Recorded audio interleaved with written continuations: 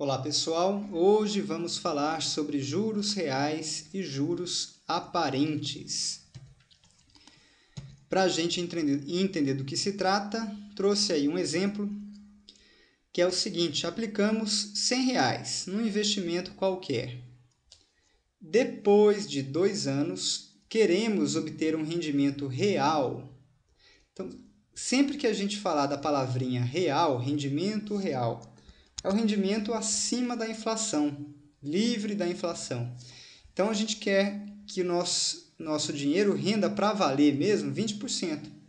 Ou seja, que a gente consiga comprar 20% mais coisas daqui a 2 anos. Por isso, acima da inflação. Então, essa aqui é a taxa real que a gente chama, eu simbolizo pela letra R, de real. Nesse período, a taxa de inflação foi de 10%. Eu chamo essa taxa de J.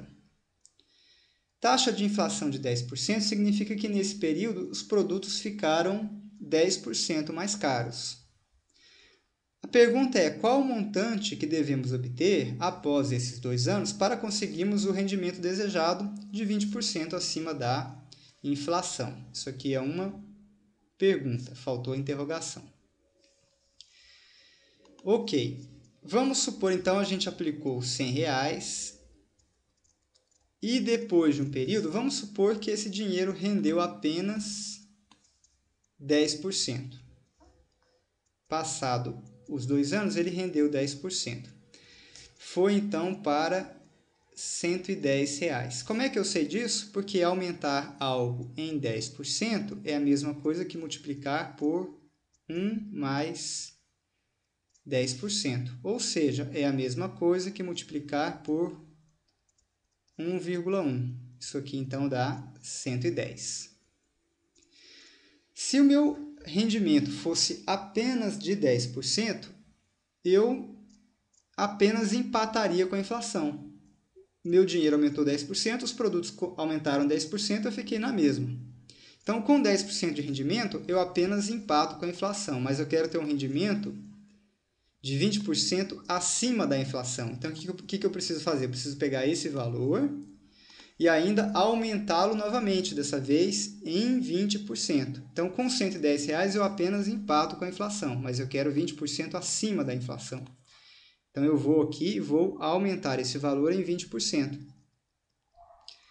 Aumentar algo em 20% é a mesma coisa que multiplicar por 1 mais 20%, ou 1,2. Ou 1,2. Vou fazer na outra página. Eu vou tirar este zero e andar uma casa com a vírgula. Ficarei, então, com 11 vezes 12. 1 vezes 2 dá 2. 1 vezes 1 é 1. 2 e 1, 2, 3 e 1, 132. Ou seja, aumentando, deixa eu apagar o rascunho, aumentando este valor em 20%, eu chego em R$132. Portanto, o montante que eu devo obter para conseguir 20% acima da inflação é de R$132. Como é que eu fiz? Se eu tivesse apenas 110, eu empataria com a inflação. Aumentando mais 20%, chego em 132. Essa é a conta. Vamos agora dar nomes a algumas coisas na tela para a gente poder generalizar o resultado. A conta que a gente fez foi a seguinte: peguei R$100, multipliquei por 1 mais a taxa de inflação, 10%. Cheguei em 110. Empatei com a inflação. Depois fui e multipliquei por 1 mais a taxa real que eu desejava. Com isso, eu obtive R$132, que foi a minha resposta. Se você não souber de quanto é a inflação do período, não sei quanto é a inflação, faz de conta que não tem inflação. Estou ignorando, nem sei se tem ou não inflação, não sei que economia é essa, se é uma economia forte, se é uma economia fraca.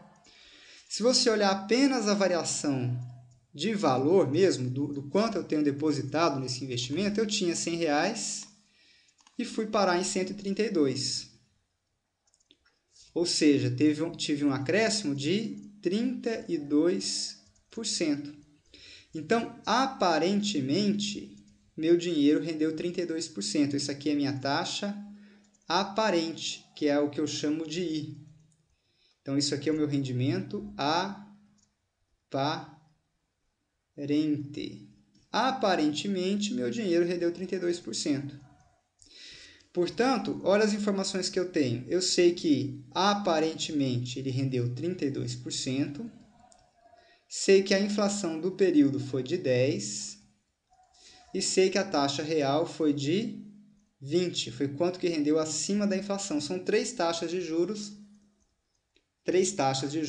diferentes. Uma me dá o rendimento aparente, a outra me dá a inflação e a outra me dá o quanto meu dinheiro rendeu realmente acima da inflação. Vou voltar nessa equação aqui de cima. Vamos passar para a próxima página. Então, a gente viu que 100, incidindo a inflação, depois incidindo a taxa real, eu chego em 132. E quanto que é 132? É o dinheiro inicialmente que eu tinha, acrescido de 32%, que foi o rendimento aparente. Com isso, eu posso simplificar 100 com 100 e chego na fórmula que vocês devem gravar. 1 mais a taxa de inflação vezes 1 mais a taxa real é igual a 1 mais a taxa aparente. Todo o nosso vídeo se resume a essa equação. É isso que você precisa saber para a prova. Relembrando, no nosso exemplo, a gente tinha 1,1 vezes 1,20 deu 1,32. 1 mais a taxa de inflação vezes 1 mais a taxa real dá 1 mais a taxa aparente. É essa fórmula que você tem que saber e ela é suficiente para resolver todas as questões sobre esse assunto. Vou aproveitar esse mesmo exemplo para já dar um macete que ajuda muito a resolver questões com mais rapidez, que é o seguinte. A questão, então, uma questão típica, daria a taxa de inflação, 10%, a taxa real, 20%. E ela faria alguma afirmação sobre a taxa aparente. A taxa aparente é tanto, é maior que tanto, é menor que tanto. Ou então vem várias alternativas para a gente apontar qual a correta. Sempre vai ter uma alternativa que é a soma dessas duas. 10 com 20, 30%.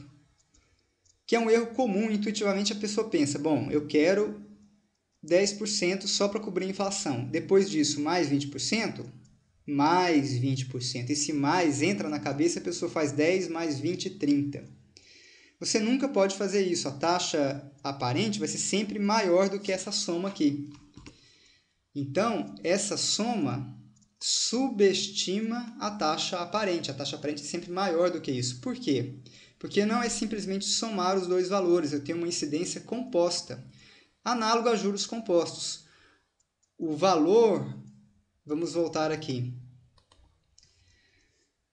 10% sobre 100, foi a inflação, cheguei em 110. Quando eu for incidir 20%, já é 20% sobre os 110, onde já tem inflação ali dentro.